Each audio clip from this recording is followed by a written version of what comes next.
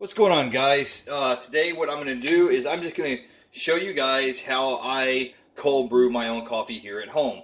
There's not much to it, so it's real simple. If you like cold coffee, there is a difference between cold coffee and cold brew coffee. Cold coffee simply being you just make it normal and then pour it over ice, and that's okay. But you end up melting a lot of ice. It kind of loses some flavor.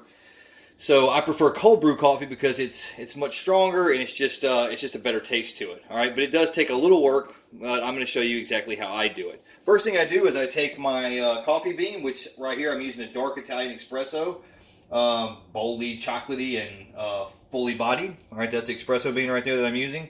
And all I'm going to do is I'm going to use my grinder to go ahead and turn it into coffee grounds. All right. This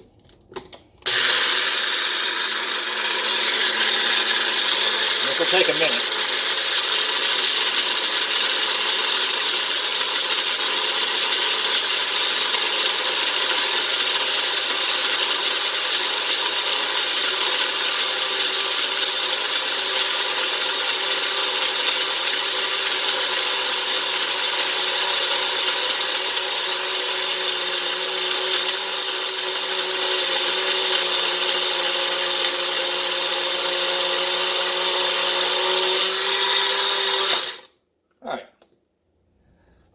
Shake it up a little bit. Let it go some more.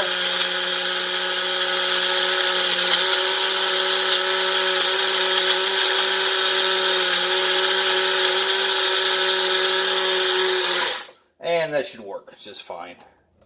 Alright, this is going to sit in water anyway. So I'm just going to take this amount. As you can see, I'm going to kind of break it loose there. And I have my pitcher of water.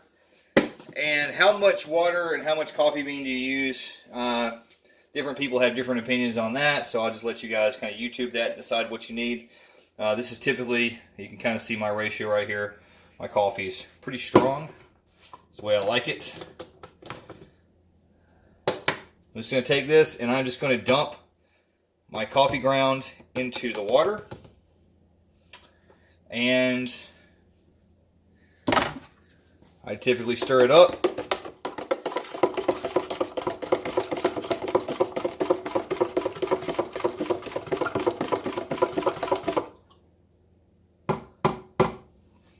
And this will go into the refrigerator for tomorrow. So this being brought out of the refrigerator from yesterday.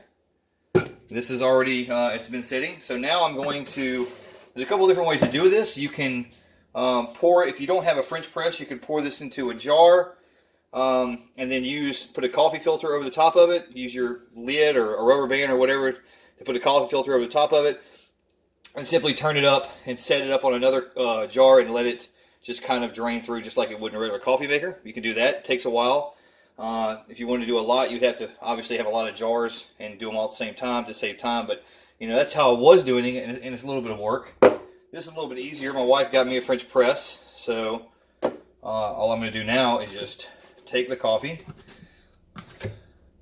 and I'm going to stir it back up again because it's been setting, just to make sure.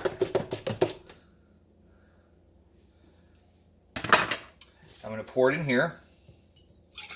You see how dark that is coming out. Of course, it is stirred up. I'm not going to worry about the coffee grounds. As you see, everything went in there. Then, taking my French press, I'm just going to press slowly, and this filter will push all of the ground to the very bottom, separating it from the actual coffee. Then I pour this coffee straight into the jar that I use, that you'd get from me.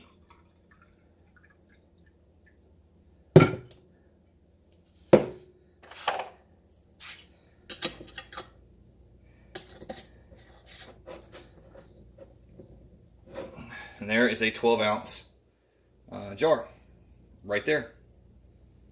So that's how it's done. This will go back in the refrigerator until I drink it or until somebody else wants it. So appreciate you guys checking this out. Make sure you also check out the Rogueway podcast on Facebook, YouTube, and Instagram, as well as Twitter. We'll see you guys later.